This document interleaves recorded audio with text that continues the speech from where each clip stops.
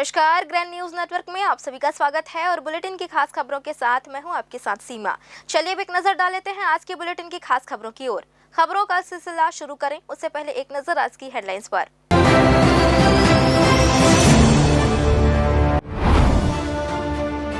जिला सहकारी बैंक में कलेक्टर राज खत्म, पूर्व विधायक रजनीश सिंह अध्यक्ष नियुक्त, रजनी साहू को उपाध्यक्ष की जिम्मेदारी। सांसद खेल महोत्सव का समापन, पीएम मोदी ने वर्चुअल माध्यम से किया संबोधित। पीएम ने युवाओं को खेलने के लिए किया प्रेरित। बिलासपुर में धूमधाम से मनाया गया क्रिसमस, सभी गिरजाघरों में उमड़ा आस्था का जनसैलाब, हर्षपूर्ण नजर आया माहौल। नियम तोड़ने वालों के खिलाफ सख्त हुई यातायात पुलिस, लाइसेंस निलंबन की शुरू हुई कार्रवाई, आरटीओ को भेजा गया प्रतिवेदन।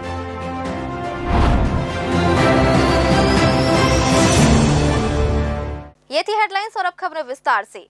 प्रदेश में सहकारिता को नई दिशा देने के उद्देश्य से राज्य शासन ने बड़ा फैसला लिया है। छत्तीसगढ़ सरकार के सहकारिता विभाग ने प्रदेश के 4 जिला सहकारी बैंकों में राजनीतिक नेतृत्व को जिम्मेदारी सौंपते हुए नई नियुक्तियां की है। इसी कड़ी में बिलासपुर जिला सहकारी बैंक को भी नया अध्यक्ष और उपाध्यक्ष ने शपथ लेते हुए अपना पदभार ग्रहण कर जिनसे किसानों और आमजन को बेहतर सुविधाएं मिलने की उम्मीद जताई जा रही है। राज्य शासन द्वारा दिसंबर 2025 में जारी आदेश के तहत बिलासपुर जिला सहकारी बैंक के अध्यक्ष पद पर बेलतरा के पूर्व विधायक रजनीश सिंह की नियुक्ति की गई है। वहीं उपाध्यक्ष की जिम्मेदारी रजनी साहू को सौंपी गई है। इन नियुक्तियों के साथ ही जिला सहकारी बैंकों में लंबे समय से चले आ रहे कलेक्टर सिस्टम का अंत हो गया है और अब सीधे राजनीतिक नेतृत्व को बैंक संचालन की जिम्मेदारी दी गई है। पदभार ग्रहण करने के बाद अध्यक्ष और उपाध्यक्ष ने मीडिया से चर्चा की। पूछे जाने पर नवनियुक्त अध्यक्ष रजनीश सिंह ने बताया कि प्राथमिकता पदभार नहीं बल्कि यह कार्यभार है, जिसे मुख्यमंत्री विष्णुदेव साय और अन्य वरिष्ठों ने हमें सौंपा है, जिसका वे अच्छे से पालन करेंगे। साथ ही साथ किसानों और आम जनों के हित के लिए बेहतर से बेहतर कार्य करने का प्रयास करेंगे।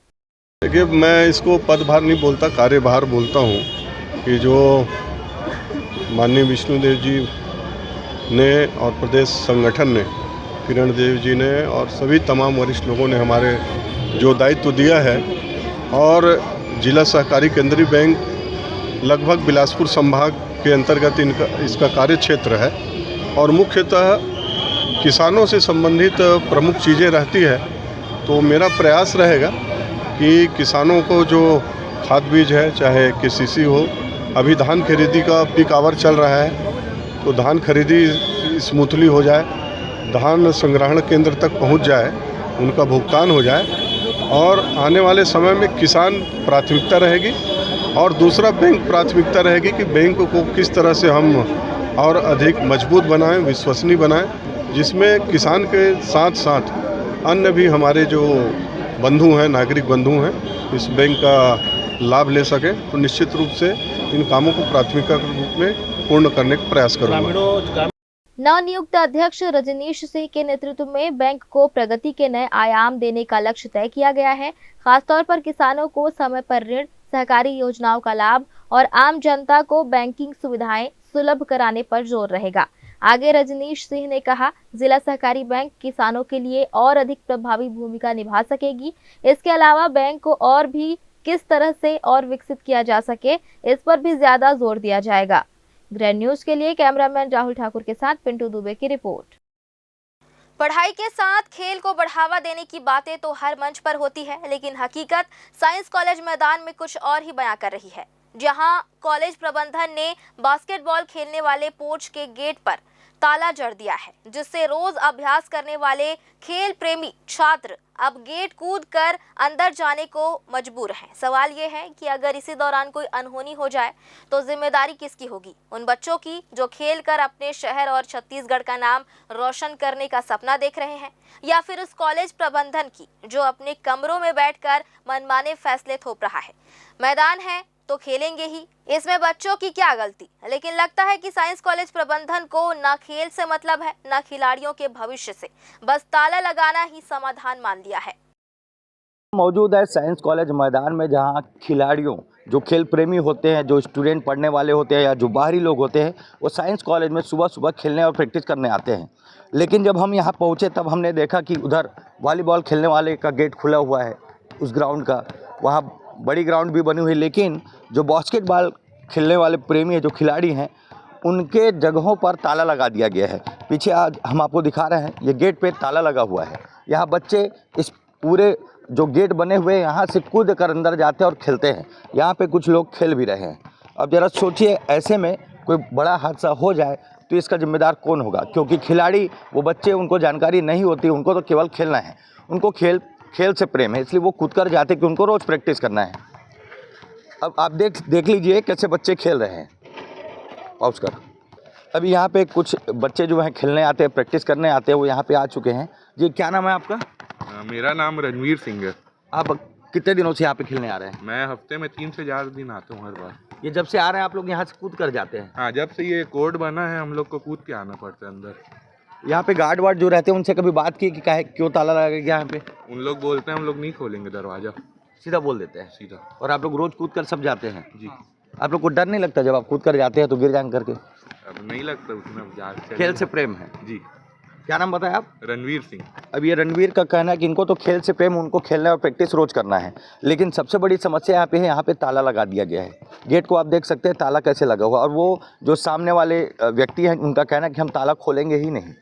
और वजह समझ से परे, क्योंकि खेल तो सबको पसंद है, बच्चे तो खेलेंगे ही, कहाँ जाएंगे वो? उनके लिए अगर ग्राउंड बनाया गया यहाँ पे तो वो प्रैक्टिस करने तो आएंगे, लेकिन दुर्भाग्य है कि बाकी जगहों को खोला गया है। वहाँ वॉलीबॉल खेलने वाले बच्चे वहाँ पे गेट के अंदर है, बास्केटबॉल वाले अंदर है, लेकिन वहाँ का गेट खुला हुआ है। दुर्भाग्य वाली बात है कि इन बच्चों को खेलने के लिए यहाँ पे ताला लगाकर रोक दिया जाता है। ये लोग रोज़ कूद कर जाते हैं।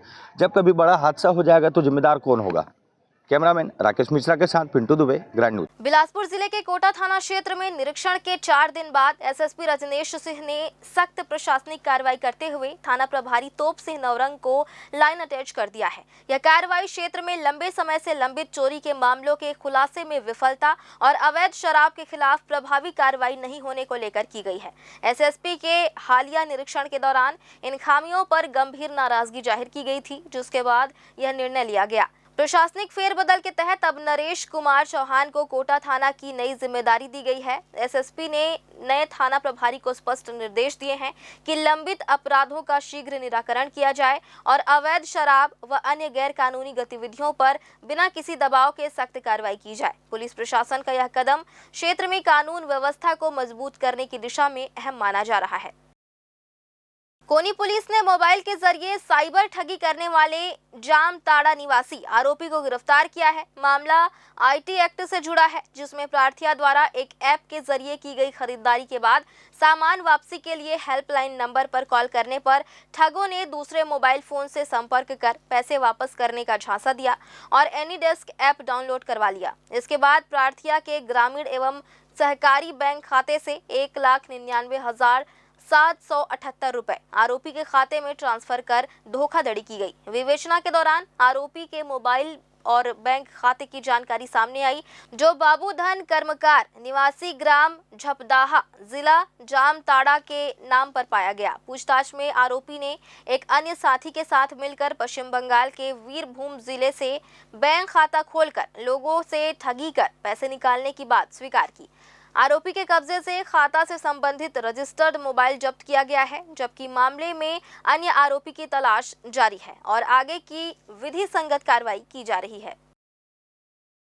बिलासपुर में शुद्ध पेयजल और भूजल संरक्षण के उद्देश्य से 301 करोड़ रुपए की लागत से शुरू की गई अमृत मिशन योजना उस वक्त सवालों के घेरे में आ गई जब कुदुदंड वार्ड क्रमांक 16 की पार्षद अनीता हिमांशु कश्यप के घर लगे नल में पानी के साथ छोटी छोटी मछलियां निकलने लगी। बताया जा रहा है कि यह पानी अमृत मिशन के तहत सीधे बांध से सप्लाई की जा रही है, जिससे पहले भी इसी वार्ड समेत आसपास के मोहल्लों में नलों से गंदा पानी आने की शिकायतें सामने आ चुकी है, जिसकी जानकारी पार्षद द्वारा निगम आयुक्त को दी गई थी।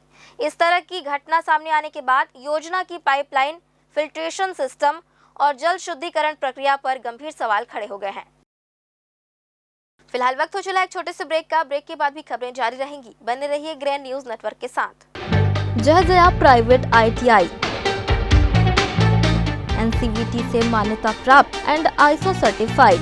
10वीं पास विद्यार्थियों के लिए 2 year electrician course, OPA 1 year course, computer operating and programming assistant course, best classroom facility, admissions open. Jai Jaya private ITI, riverview colony, Koni, Bilaspur, Chhattisgarh. Break के बाद आप सभी का स्वागत है। सांसद खेल महोत्सव के समापन अवसर पर प्रधानमंत्री नरेंद्र मोदी ने देशवासियों को वर्चुअल माध्यम से संबोधित किया। बहतराई स्टेडियम में आयोजित समापन समारोह केंद्रीय मंत्री तोखन साहू के मुख्य आतिथ्य में संपन्न हुआ। प्रधानमंत्री ने खेलों को राष्ट्र निर्माण का सशक्त माध्यम बताते हुए कहा कि खेल संस्कृति को गांव-गांव तक पहुंचाना समय की आवश्यकता है। प्रधानमंत्री ने युवाओं और खिलाड़ियों को प्रेरित करते हुए कहा कि खेल केवल प्रतिस्पर्धा नहीं बल्कि अनुशासन, टीम भावना और आत्मविश्वास का मजबूत आधार है। उन्होंने फिट इंडिया और खेलो इंडिया अभियानों का उल्लेख करते हुए खेलों को जीवन का अभिन्न हिस्सा बनाने का आह्वान किया। इस अवसर पर केंद्रीय मंत्री तोखन साहू ने पूर्व प्रधानमंत्री भारत रत्न अटल बिहारी वाजपेयी की जयंती पर उनके चित्र पर माल्यार्पण कर श्रद्धांजलि अर्पित की। उन्होंने कहा कि प्रधानमंत्री मोदी के नेतृत्व में खेल अब जन जन तक पहुंच रहा है। सांसद खेल महोत्सव में 12 खेल विधाओं के अंतर्गत 12,000 से अधिक खिलाड़ियों ने सहभागिता कर अपनी प्रतिभा का प्रदर्शन किया। बागेश्वर धाम के पीठाधीश्वर पंडित धीरेन्द्र कृष्ण शास्त्री बुधवार को छत्तीसगढ़ पहुंचे। वे भिलाई में आयोजित 5 दिवसीय हनुमंत कथा में शामिल होंगे। रायपुर एयरपोर्ट पर मीडिया से बातचीत के दौरान उन्होंने धर्मांतरण को लेकर बड़ा और तीखा बयान देते हुए कहा कि भारत में कैंसर से भी बड़ा खतरा धर्मांतरण है। उन्होंने कांकेर में धर्मांतरण को लेकर हुए विवाद पर प्रतिक्रिया देते हुए कहा कि जो कुछ वहां हुआ वह अच्छा नहीं था, लेकिन हिंदू समाज ने जिस तरह एकजुटता दिखाई उसके लिए वे धन्यवाद देते हैं। पंडित शास्त्री ने चेतावनी भरे लहजे में कहा कि यदि भारत में बांग्लादेश जैसी स्थिति नहीं चाहते तो अभी एक होने का सही समय है। साथ ही उन्होंने छत्तीसगढ़ में शांति और उन्नति की कामना करते हुए कहा कि भारत को विश्व गुरु बनना चाहिए। उल्लेखनीय है कि भिलाई में आज से 5 दिवसीय हनुमंत कथा का शुभारंभ हो रहा है, जिसमें 1 दिवसीय दिव्य दरबार का भी आयोजन किया जाएगा। को पुनः छत्तीसगढ़ की माटी को चूमने का सौभाग्य प्राप्त हुआ। हम भारत में केवल एक संदेशा देना चाहते हैं कि यदि बांग्लादेश जैसी स्थिति आप अपने भारत में नहीं देखना चाहते तो यही समय है, सही समय है, अभी नहीं तो कभी नहीं। यदि हिंदू एक आज नहीं हुआ, हिंदू एकजुट नहीं हुआ तो वो दिन दूर नहीं जब भारत के और छत्तीसगढ़ के चौराहों पर ऐसा जो बांग्लादेश में हुआ वो देखा ना जाए। कांकेर की स्थिति पर भी हम कहना चाहेंगे, जो हुआ अच्छा नहीं हुआ, पर हिंदुओं ने एकता दिखाई, उसके लिए समस्त हिंदुओं को साधुवाद, धन्यवाद। पूरे छत्तीसगढ़ में शांति हो, छत्तीसगढ़ में उन्नति हो, भारत विश्व गुरु बने। और जब तक भारत हिंदू राष्ट्र नहीं हो जाएगा हम यात्राएं करते रहेंगे। छत्तीसगढ़ की यात्रा उधार। भारत में कैंसर से ज्यादा खतरनाक मतांतरण और धर्मांतरण है। इसके लिए समस्त सनातनी और हिंदू परंपरा के लोग कार्य कर रहे हैं, हम भी करेंगे। वह एकजुटता जब तक धर्मांतरण के 3 कारण है: अशिक्षा, अंधविश्वास, आर्थिक तंगी। तो जो समृद्ध हिंदू हैं उन्हें तीनों सिद्धांतों से हिंदुओं को पुष्ट करना पड़ेगा। जो बहुत समृद्ध हिंदू हैं, जो निम्न हिंदू है जिनकी आर्थिक तंगी है, वो धर्मांतरण के प्रति बहुत जल्दी लालच में आ जाते हैं। अशिक्षा यानी जागृति की आवश्यकता है। अंधविश्वास फैलाकर पूजा पाठ के नाम पर वो लोग मतांतरण करवाते हैं। हम पूजा पाठ के विरोधी नहीं हैं, हम पूजा पाठ के नाम पर धर्मांतरण के विरोधी हैं। स्वच्छ भारत मिशन के अंतर्गत जल संसाधन परिसर स्थित प्रार्थना सभा कक्ष में प्लास्टिक अपशिष्ट एवं फीकल स्लज अपशिष्ट प्रबंधन विषय पर 1 दिवसीय संभाग स्तरीय प्रशिक्षण कार्यशाला का आयोजन किया गया, जिसमें बिलासपुर संभाग के 8 जिलों बिलासपुर, कोरबा, रायगढ़, जांजगीर चांपा, मुंगेली, जीपीएम, सक्ती एवं सारंगगढ़ बिलाईगढ़ से जिला समन्वयक, जिला सलाहकार, विकासखंड व क्लस्टर समन्वयक, ग्राम सरपंच, सचिव तथा स्व सहायता समूहों के प्रतिनिधियों ने भाग लिया। कार्यक्रम का शुभारंभ कलेक्टर संजय अग्रवाल एवं जिला पंचायत सीईओ द्वारा किया गया। कलेक्टर अग्रवाल ने प्लास्टिक के सीमित उपयोग पर जोर देते हुए नागरिकों से कपड़े के थैले अपनाने की अपील की। साथ ही फेज 1 में खुले में शौच मुक्ति की सफलता का उल्लेख करते हुए फीकल स्लज को स्वास्थ्य के लिए गंभीर खतरा बताया और इसके सुरक्षित प्रबंधन की आवश्यकता रेखांकित की। प्रशिक्षण सत्रों में राज्य सलाहकार डॉक्टर रुपेश राठौर ने प्लास्टिक अपशिष्ट प्रबंधन और पुरुषोत्तम पंडा ने फिकल स्लज प्रबंधन पर पीपीटी के माध्यम से विस्तृत जानकारी दी। वहीं राज्य सलाहकार मोनिका सिंह ने स्वच्छता के लाभों पर प्रकाश डालते हुए प्रतिभागियों को स्वच्छता शपथ दिलाई। बिलासपुर जिले में शिक्षा के स्तर को और बेहतर बनाने के लिए जिला शिक्षा विभाग ने एक नई और प्रभावी पहल शुरू की है। इस पहल का मकसद है कि 10वीं और 12वीं बोर्ड परीक्षाओं का रिजल्ट 90% तक पहुंचाया जाए। इसके लिए जिले के सभी टॉपर और मेधावी छात्रों को एक ही स्थान पर एकत्र कर विशेष कक्षाओं का आयोजन किया जाएगा। जिला शिक्षा विभाग के अनुसार इन विशेष कक्षाओं में अनुभवी और विषय विशेषज्ञ शिक्षक छात्रों को मार्गदर्शन देंगे। कठिन विषयों पर विशेष फोकस किया जाएगा ताकि छात्रों की शंकाएं समय रहते दूर हो सके। पढ़ाई के साथ साथ परीक्षा की तैयारी, समय प्रबंधन और उत्तर लेखन की सही तकनीक भी सिखाई जाएगी। इस योजना के तहत छात्रों का नियमित मूल्यांकन किया जाएगा और उनकी प्रगति पर लगातार नजर रखी जाएगी। कमजोर विषयों की पहचान कर वहां अतिरिक्त मेहनत कराई जाएगी। शिक्षा विभाग का मानना है कि इस सामूहिक प्रयास से न सिर्फ छात्रों का आत्मविश्वास बढ़ेगा बल्कि उनका प्रदर्शन भी बेहतर होगा। जिला प्रशासन का कहना है कि यह पहल सरकारी स्कूलों में पढ़ने वाले प्रतिभाशाली छात्रों को आगे बढ़ाने का मजबूत मंच बनेगा। अब देखना यह होगा कि शिक्षा विभाग की यह पहल कितनी सफल साबित होती है और क्या आने वाले बोर्ड परीक्षाओं में बिलासपुर जिले का रिजल्ट नए रिकॉर्ड बनाता है। शिक्षा के क्षेत्र में यह कदम जिले के भविष्य के लिए एक नई उम्मीद लेकर आया है।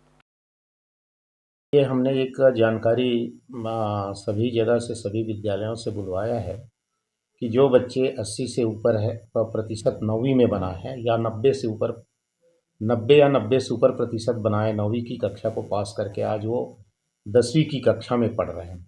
इसी तरह से कुछ बच्चे 11वीं में जो है वो भी 80 या 90% से ऊपर जो बनाए हैं, उनका जो आज 12वीं की कक्षा में पढ़ रहे हैं, उनका हमने एक जानकारी बुलवाया है। प्रयास हम कर रहे हैं पूरे ज़िले से 30-35 बच्चों को, 30-35 बच्चे कक्षा 10 के, 30-35 बच्चे कक्षा 12 के जो है उनको बुलवा करके एक सप्ताह के लिए कम से कम विशेष कोचिंग दें, जिस विषय विशेषज्ञों की सहयोग से, साथ में कलेक्टर साहब का सहयोग उसमें अत्यावश्यक है। मिल जाते हैं तो ये भी काम करेंगे ताकि उनका परसेंट अच्छा आ जाए और मेरिट के स्थान पर वो पहुंच जाए। ऐसी अपेक्षा के साथ बहुत जल्द करेंगे इसको भी 10 जनवरी के बाद। जो भिलाई नगर के कांग्रेस विधायक देवेंद्र यादव ने भिलाई इस्पात संयंत्र प्रबंधन के फैसले के खिलाफ कर्मचारियों और अधिकारियों के अधिकारों की मांग को लेकर पिछले 5 दिनों से चल रहे सत्याग्रह को समाप्त कर दिया। सत्याग्रह का 5वां दिन था। बीते दिनों प्रबंधन की ओर से ठोस आश्वासन नहीं मिलने पर विधायक ने साफ कहा था कि जब तक सेल प्रबंधन के डीआईसी से प्रत्यक्ष मुलाकात नहीं होगी तब तक सत्याग्रह समाप्त नहीं किया जाएगा। इसके बाद आज डीआईसी से करीब 2 घंटे तक चली बैठक और चर्चा के बाद सत्याग्रह समाप्त करने का फैसला लिया गया। बैठक के दौरान सेक्टर 9 अस्पताल के निजीकरण, मैत्री बाग के निजीकरण, स्कूलों के निजीकरण, रिटेंशन स्कीम और टाउनशिप लीज आवाज जैसे अहम मुद्दों पर विस्तार से चर्चा हुई। विधायक देवेंद्र यादव ने बताया कि कुछ मांगों पर प्रबंधन की सहमति बनी है जबकि कुछ मुद्दों पर अभी सहमति नहीं बन पाई है। उन्होंने कहा कि सेक्टर 9 अस्पताल का निजीकरण नहीं किया जाएगा और कर्मचारियों को इलाज की सुविधा पहले की तरह ही मिलती रहेगी। वहीं मैत्री बाग को भी निजी हाथों में नहीं सौंपा जाएगा। हमने जो जिनकी सेक्टर 6 के लीजधारी मकान है उनके विषय पे भी बात की हमने, और जो हमारी हर विषय, बहुत सारे विषय पे बात हुई, मैं कुछ भूल भी रहा हूँ, उन सब विषय पे भी बात हुई। तो बहुत साफ हमने इनको कहा है, इन्होंने कहा है कि हमसे रोड मैप और जिला प्रशासन से रोड मैप टाउनशिप का साझा करेंगे। तो आपके यहाँ पर बैठने से ये हुआ कि आने वाले समय में टाउनशिप की वसाहत पे क्या फैसला होने वाला है या क्या करना है, उसमें आपका, हमारा और जिला प्रशासन का भी इन्वॉल्वमेंट रहेगा, वो भी बातचीत करेगी। मैं इस समय मेरे भाई, बड़े भाई लालचंद वर्मा जी को याद करना चाहता हूँ। उनकी बहुत तबीयत खराब हो गई कल रात में, मैं तो सो रहा था, मैं देख भी नहीं पाया और उनको अस्पताल ले जाया गया है। लालचंद वर्मा जी के यहाँ आने के बाद मैं उनसे मिलकर, वो मुझे आज जितना भी टाइम लगेगा, 1 घंटा 2 घंटा 4 घंटा जितना भी लगे, लालचंद वर्मा जी के यहाँ आने के बाद मैं उनके हाथों से ग्लूकोज पी के सोचूंगा क्या उनसे बात करूंगा। लालचंद वर्मा भाई जैसा बोलेंगे। विधायक देवेंद्र यादव ने दो टूक शब्दों में कहा कि वे भिलाई को बिकने नहीं देंगे और कर्मचारियों के हितों से किसी भी तरह का समझौता नहीं किया जाएगा। उन्होंने ये भी स्पष्ट किया कि जो मांगे अभी लंबित हैं उन्हें लेकर आगे भी संघर्ष जारी रहेगा।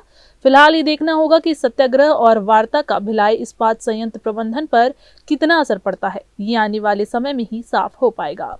Bureau report, grand news. एक बार फिर से वक्त हो चला एक छोटे से ब्रेक का। ब्रेक के बाद भी खबरें जारी रहेंगी, बने रहिए ग्रैंड न्यूज नेटवर्क के साथ। जयजया प्राइवेट ITI NCVT से मान्यता प्राप्त एंड ISO सर्टिफाइड 10वीं पास विद्यार्थियों के लिए 2 year electrician course, COPA 1 year course, computer operating and programming assistant course, best classroom facility, admissions open. Jai Jaya private ITI, riverview colony, Koni, Bilaspur, Chhattisgarh. Break के बाद आप सभी का स्वागत है। आज पूरी दुनिया में क्रिसमस का पर्व श्रद्धा, उल्लास और उत्साह के साथ मनाया गया। छत्तीसगढ़ के बिलासपुर में भी बड़े दिन की रौनक देखते ही बन रही थी। सुबह से ही चर्चों में मसीही समाज के लोग जुटे और प्रभु यीशु मसीह के जन्मोत्सव पर विशेष प्रार्थनाओं के साथ प्रेम, शांति और मानवता का संदेश दिया। बिलासपुर में क्रिसमस के अवसर पर 2 दर्जन से अधिक चर्चों में विशेष प्रार्थना सभाएं आयोजित की गई। डिसाइपल्स ऑफ क्राइस्ट और church of Christ mission in India, church of Christ के अलावा शहर में मौजूद अन्य चर्चों में सुबह से ही मसीही जन एकत्र हुए और प्रभु यीशु के वचनों का पाठ किया। बाइबल के संदेशों को गीत संगीत के माध्यम से लोगों तक पहुंचाया गया। अलग अलग धाराओं के मसीही समाज के लोगों ने एक साथ प्रार्थना कर दुनिया के अमन, चैन, भाईचारे और खुशहाली की कामना की। चर्च परिसर भजनों, कैरोल सिंगिंग और श्रद्धा के माहौल से गूंजता रहा।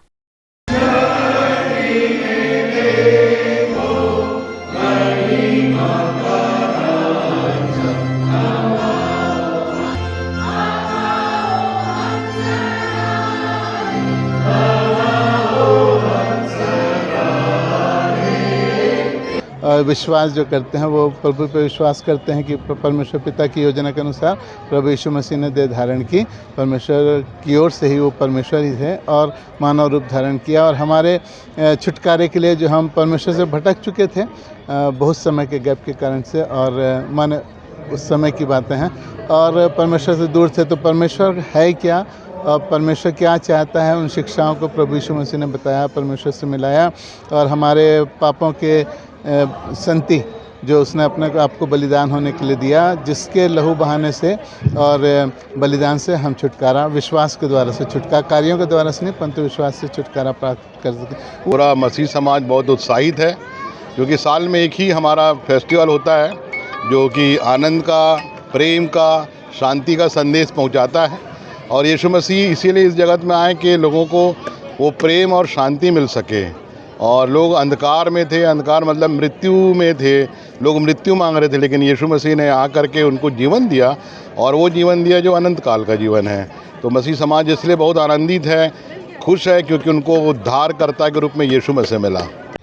जैसे कि आज के दिन सारा विश्व जो है प्रभु यीशु मसीह के जन्म उत्सव को मना रहा है, ये सच में हमारे लिए बड़ी ही खुशी और आनंद की बात है कि उद्धारकर्ता प्रभु यीशु मसीह आज से 2025 साल पहले बैतलहम में हमारे मानव जाति के लिए जन्म लिए कि उनके इस पृथ्वी पर जन्म लेने के द्वारा से सारी मानव जाति का उद्धार हो सका। इसलिए सारे मसीह समाज प्रभु यीशु मसीह के जन्म उत्सव को मना रहे हैं और बड़े खुशी और आनंदित हैं और हम सब अपने चर्च में प्रभु का धन्यवाद देने के लिए और खुशी और आनंद के साथ उनके जन्म उत्सव को मनाए हैं। इसलिए सारी महिमा परमेश्वर को देते हैं, क्योंकि प्रभु यीशु मसीह का इस जगत में आने का अभिप्राय और उद्देश्य यही था कि जो कोई प्रभु यीशु मसीह पर विश्वास करे वो नाश न हो परंतु शाश्वत जीवन पाए। और प्रभु यीशु मसीह का जन्म शैतान के कार्यों को नाश करने के लिए, प्रभु यीशु मसीह का जन्म नम्र और दीन बनकर, प्रभु यीशु मसीह का जन्म एक राजा के रूप में नहीं लेकिन एक सेवक के रूप में। प्रभु यीशु मसीह का जन्म किसी राजघराने में नहीं हुआ लेकिन गौशाले में हुआ। प्रभु यीशु मसीह नम्र और दीन बनकर आए और उन्होंने सारे जहां को और सारे मानव जाति को सुख, शांति, खुशी, आनंद, उत्साह, अमन, चैन और शांति का संदेश दिया। मसीही समाज के लोगों ने बताया कि प्रभु यीशु मसीह ने मानवता, प्रेम और शांति को सर्वोपरि रखने का संदेश दिया था। उन्होंने समाज के कल्याण के लिए स्वयं बलिदान दिया और पूरी दुनिया को भाईचारे का मार्ग दिखाया। प्रार्थना के बाद लोगों ने एक दूसरे को गले लगाकर बड़े दिन की बधाई दी। विशेष भोज का आयोजन हुआ और भजनों पर झूमते नजर आए। चर्च में खुशियों, मुस्कान और उत्सव की छटा देर तक बनी रही। ग्रैंड न्यूज के लिए कैमरामैन राहुल ठाकुर के साथ पिंटू दुबे की रिपोर्ट। बिलासपुर के सिम्स अस्पताल के समीप स्थित वेंकटेश मंदिर में इन दिनों गोदाम्बा उत्सव पूरे श्रद्धा और भक्ति भाव के साथ मनाया जा रहा है। उत्सव के अंतर्गत आज 9वें दिन की कथा श्रद्धालुओं को सुनाई गई। यह पर्व हर वर्ष बड़ी धूमधाम से आयोजित किया जाता है और विशेष रूप से दक्षिण भारत की श्री वैष्णव परंपरा से जुड़ा हुआ है। वेंकटेश मंदिर में गोदाम्बा उत्सव का आयोजन 17 दिसंबर से 15 जनवरी तक कुल 30 दिनों तक किया जाता है। इन 30 दिनों तक प्रतिदिन सुबह से ही कथा का आयोजन होता है, जिसका श्रद्धालु आनंद ले रहे हैं। कड़ाके की ठंड के बावजूद श्रद्धालु प्रातः सुबह 6 बजे स्नान कर मंदिर पहुंचते हैं। दिन की शुरुआत गोदाम्बा माता की आरती, भजन कीर्तन और संगीत के साथ होती है, जिसके बाद श्रद्धालुओं को चना और खीर का प्रसाद वितरित किया जाता है।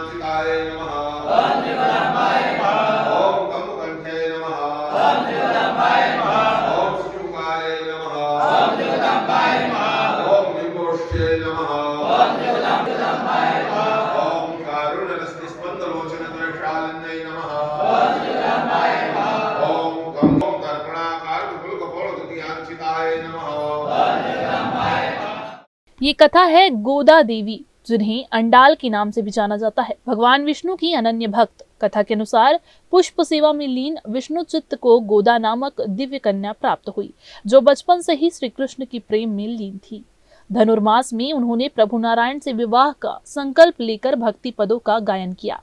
उनकी निष्काम भक्ति से प्रसन्न होकर भगवान नारायण ने उन्हें श्री रंगम धाम में स्थान दिया। गोदाम्बा उत्सव सच्ची भक्ति, समर्पण और हमारी सांस्कृतिक पहचान का प्रतीक है। ग्रैंड न्यूज के लिए कैमरामैन राकेश मिश्रा के साथ पिंटू दुबे की रिपोर्ट। रेल यात्रियों के लिए एक अहम खबर है। 26 दिसंबर से एक्सप्रेस और सुपरफास्ट ट्रेनों के किराए में बढ़ोतरी लागू हो रही है। यह बढ़ा हुआ किराया बिलासपुर जोनल रेलवे स्टेशन सहित देश भर में रिजर्वेशन काउंटर और ऑनलाइन बुकिंग दोनों पर लागू होगा। अब हावड़ा, मुंबई और दिल्ली सहित अन्य स्टेशनों की ओर सफर करने वाले यात्रियों को टिकट बुकिंग के समय 5 से 25 रुपए तक अतिरिक्त भुगतान करना होगा। रेलवे के मुताबिक नए किराया ढांचे के तहत 215 किलोमीटर से अधिक दूरी की यात्रा करने वाले यात्रियों पर ही बढ़ोतरी लागू की गई है। मेल और एक्सप्रेस ट्रेनों में नॉन एसी और एसी क्लास के लिए प्रति किलोमीटर 2 पैसे अतिरिक्त लिए जाएंगे। वहीं पैसेंजर ट्रेनों में प्रति किलोमीटर 1 पैसा बढ़ाया गया है। 215 किलोमीटर से कम दूरी की यात्रा और उपनगरीय सेवाओं, साथ ही मासिक सीजन टिकट पर कोई बढ़ोतरी नहीं की गई है। रेलवे का कहना है कि इस फैसले से करीब 600 करोड़ रुपए का अतिरिक्त राजस्व मिलेगा। बिलासपुर से मुंबई, हावड़ा और निजामुद्दीन जाने वाली ट्रेनों में स्लीपर से लेकर एसी कोच तक किराए में 9 से 30 रुपए तक की बढ़ोतरी की गई है। कुल मिलाकर नए किराए से यात्रियों की जेब पर हल्का असर पड़ेगा, लेकिन रेलवे इसे सेवा सुधार की दिशा में जरूरी कदम बता रहा है। बिलासपुर रेल मंडल में यात्री सुरक्षा और रेल परिचालन को और मजबूत करने के लिए नए डीआरएम राकेश रंजन ने बुधवार को कलतरा से लेकर चांपा और गेवरा रोड तक पूरे सेक्शन का विंडो ट्रेलिंग निरीक्षण किया। इस दौरान उन्होंने रेलवे की सुरक्षा व्यवस्था, सुरक्षा मानकों और परिचालन व्यवस्था का गहन जायजा लिया। निरीक्षण की शुरुआत अगलतरा स्टेशन से हुई, जहां डीआरएम ने पैनल रूम क्रू लॉबी और रनिंग रूम की व्यवस्थाएं देखी। इसके बाद जांजगीर नैला स्टेशन पर यार्ड क्षेत्र में सिग्नल और पॉइंट्स की कार्यप्रणाली की जांच की गई। चापा गेवरा रोड सेक्शन के बीच विंडो ट्रेलिंग के दौरान यार्ड लेवल क्रॉसिंग और लॉन्ग लूप्स का निरीक्षण किया गया। गेवरा रोड स्टेशन पर चल रहे विकास कार्यों और यार्ड रीमॉडलिंग की प्रगति की समीक्षा की गई। वहीं कोरबा स्टेशन पर crew lobby, running room, panel points और की मैन कंट्रोल रूम का निरीक्षण कर अधिकारियों को जरूरी दिशा निर्देश दिए गए। इस निरीक्षण से साफ है कि रेल प्रशासन यात्री सुरक्षा और सुविधाओं को सर्वोच्च प्राथमिकता दे रहा है। दक्षिण पूर्व मध्य रेलवे के अंतर्गत ट्रेनों की लगातार बढ़ती आवाजाही को देखते हुए कैपेसिटी ऑगमेंटेशन का काम तेजी से किया जा रहा है। अलग अलग सेक्शनों में थर्ड लाइन और फोर्थ लाइन जैसी बड़ी परियोजनाएं अपने अंतिम चरण में पहुंच चुकी है। इन परियोजनाओं के पूरा होने से रेल संचालन और समयबद्धता में बड़े सुधार की उम्मीद है।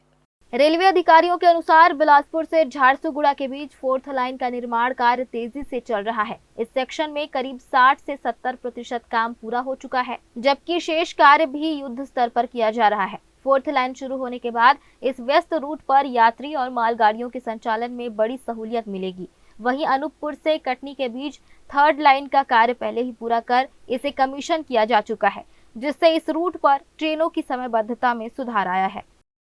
CCR में कैपेसिटी ऑगमेंटेशन के काम बड़े पैमाने पे हो रहे हैं, जैसे कि थर्ड लाइन है, फोर्थ लाइन है। इसमें अगर आप सेक्शन वाइज देखोगे तो बिलासपुर से झारसुगुड़ा में फोर्थ लाइन का काम चालू है और इसमें ऑलमोस्ट 60-70% वर्क हो चुका है। सेक्शन वाइज देखेंगे तो बिलासपुर से अकलतरा तक फोर्थ लाइन कमीशन हो चुकी है और दूसरे साइड से ईप से लेके जामगा तक फोर्थ लाइन कमीशन हो गई है और बाकी वाले सेक्शन में भी इसका NI वर्क हो चुका है और ये जल्दी लाइन कमीशन हो जाएगी। इसके अलावा अनूपपुर से लेके कटनी थर्ड लाइन कमीशन हो चुकी है और जो तीसरी हमारा मेजर सेक्शन है राजनांदगांव से नागपुर, इसमें भी 90% से ज़्यादा वर्क कंप्लीट होके थर्ड लाइन कमीशन हो गई है। इसके अलावा राजनांदगांव से नागपुर के बीच थर्ड लाइन का निर्माण कार्य भी 90% से अधिक पूरा हो चुका है और इसे जल्द ही पूरी तरह चालू करने की तैयारी है। रेलवे के अनुसार दक्षिण पूर्व मध्य रेलवे में कई महत्वपूर्ण परियोजनाओं पर एक साथ काम चल रहा है। इन सभी परियोजनाओं के पूरा होने से न सिर्फ यात्रियों को राहत मिलेगी, बल्कि माल परिवहन, औद्योगिक विकास और आर्थिक गतिविधियों को भी नई गति मिलेगी। DN न्यूज के लिए कैमरामैन राकेश मिश्रा के साथ पिंटू दुबे की रिपोर्ट। एक बार फिर से वक्त हो चला एक छोटे से ब्रेक का। ब्रेक के बाद भी खबरें जारी रहेंगी। बने रहिए ग्रैंड न्यूज नेटवर्क के साथ। जयजया प्राइवेट ITI NCVT से मान्यता प्राप्त एंड ISO सर्टिफाइड 10वीं पास विद्यार्थियों के लिए 2 year electrician course, OPA 1 year course, computer operating and programming assistant course, best classroom facility, admissions open. Jai Jaya private ITI, riverview colony, Koni, Bilaspur, Chhattisgarh. Break के बाद आप सभी का स्वागत है। बिलासपुर में यातायात नियमों का उल्लंघन करने वाले वाहन चालकों पर लगातार कार्रवाई की जा रही है। ट्रैफिक पुलिस की ओर से ऐसे चालकों पर नजर रखी जा रही है जो बार बार नियम तोड़ रहे हैं। नियमों की अनदेखी करने वालों के खिलाफ चालान के साथ साथ उनके ड्राइविंग लाइसेंस निलंबन करने की प्रक्रिया भी शुरू की जा रही है। ट्रैफिक पुलिस के मुताबिक कई वाहन चालक बार बार यातायात नियमों का उल्लंघन करते पाए जा रहे हैं। ऐसे मामलों में संबंधित चालकों के ड्राइविंग लाइसेंस निलंबन के लिए RTO विभाग को प्रतिवेदन भेजा जा रहा है। RTMS के माध्यम से दर्ज हो रहे मामलों में जिन प्रकरणों में लाइसेंस निरस्त करने का प्रावधान है, उन्हें भी उसी आधार पर आगे भेजा जा रहा है। लाइसेंस निलंबन की प्रक्रिया के दौरान संबंधित वाहनों को ब्लैकलिस्ट भी किया जा रहा है ताकि नियम तोड़ने वालों पर प्रभावी रोक लगाई जा सके। पुलिस मुख्यालय के निर्देशानुसार और आदरणीय वरिष्ठ पुलिस अधीक्षक महोदय के दिशा निर्देश पर लगातार यातायात नियमों को उल्लंघन करने वालों वाहन चालकों के विरुद्ध कार्रवाई की जा रही है और इसी क्रम में देखा जा रहा है कि कई वाहन चालक लगातार यातायात नियमों का कई बार उल्लंघन करते हैं। इन प्रकरणों में लगातार हमारे द्वारा लाइसेंस निलंबन के लिए RTO विभाग को प्रतिवेदन भेजी जा रही है। साथ ही साथ ITMS के माध्यम से भी जो प्रकरण बन रहे हैं उसमें भी जो जिन प्रकरणों में लाइसेंस निलंबन का प्रावधान है उनमें लाइसेंस निलंबन हेतु भेजी जा रही है और जिन मामलों में ड्राइविंग लाइसेंस अप्राप्त हो रहा है उन प्रकरणों में जिसमें जो है वाहनों के ब्लैक लिस्टेड किए जाने का प्रावधान है, उसमें वाहनों के ब्लैक लिस्टेड के लिए भी प्रतिवेदन भेजी जा रही है। जिला बिलासपुर यातायात के द्वारा अभी तक जो है लगभग 2000 से अधिक प्रकरणों में लाइसेंस निलंबन के लिए प्रतिवेदन भेजी जा चुकी है और उसमें लाइसेंस निलंबित हो भी चुके हैं और जो है 29,000 से अधिक प्रकरण पिछले जो है इस वर्ष जुलाई तक के जो प्रकरण भेजे गए हैं, जिसमें वाहनों की ब्लैक लिस्टेड करने के लिए ये प्रतिवेदन आरटीओ विभाग को भेजी गई है और इसमें नियमानुसार आरटीओ विभाग के द्वारा कार्रवाई की जा रही है और जो है और भी अभी जितने भी वाहन चालकों के द्वारा वायलेशन किया जा रहा है यातायात नियमों का, उनमें लगातार प्रतिवेदन भेजी जा रही है। आम नागरिकों से ये अपील है कि वाहन चलाते समय सदैव यातायात नियमों का पालन करें, यातायात अनुशासन का पालन करें। कहीं पर भी यातायात नियमों का उल्लंघन की स्थिति में इन कार्यवाहियों से आपको गुजरना पड़ सकती है। आपको चालान तो जमा करना ही पड़ेगा और जो है आपके वाहन ब्लैक लिस्टेड हो सकती है, आपके लाइसेंस निलंबन हो सकते हैं। तो इनसे बचने के लिए सदैव यातायात नियमों का पालन करें। अब तक करीब 2000 से अधिक मामलों में लाइसेंस निलंबन के लिए प्रतिवेदन भेजे जा चुके हैं। वहीं इस वर्ष जुलाई तक 29,000 से ज्यादा मामलों में वाहनों को ब्लैकलिस्ट करने के लिए आरटीओ विभाग को जानकारी दी गई है, जिस पर आगे की कार्रवाई की जा रही है। ट्रैफिक पुलिस का कहना है कि इस तरह की कार्रवाई का मकसद लोगों को डराना नहीं, बल्कि सड़क पर सुरक्षित माहौल बनाना है। पुलिस ने वाहन चालकों से अपील की है कि वे नियमों का पालन करें, क्योंकि लापरवाही से न केवल खुद बल्कि दूसरों की जान भी खतरे में पड़ सकती है। वीआर न्यूज के लिए कैमरामैन राकेश मिश्रा के साथ पिंटू दुबे की रिपोर्ट। नए साल के साथ ही 1 जनवरी से दक्षिण पूर्व मध्य रेलवे जोन की 63 ट्रेनों का समय बदलने जा रहा है। इसमें 55 एक्सप्रेस और 8 पैसेंजर ट्रेनें शामिल हैं, जिन्हें नई समय सारणी के अनुसार चलाया जाएगा।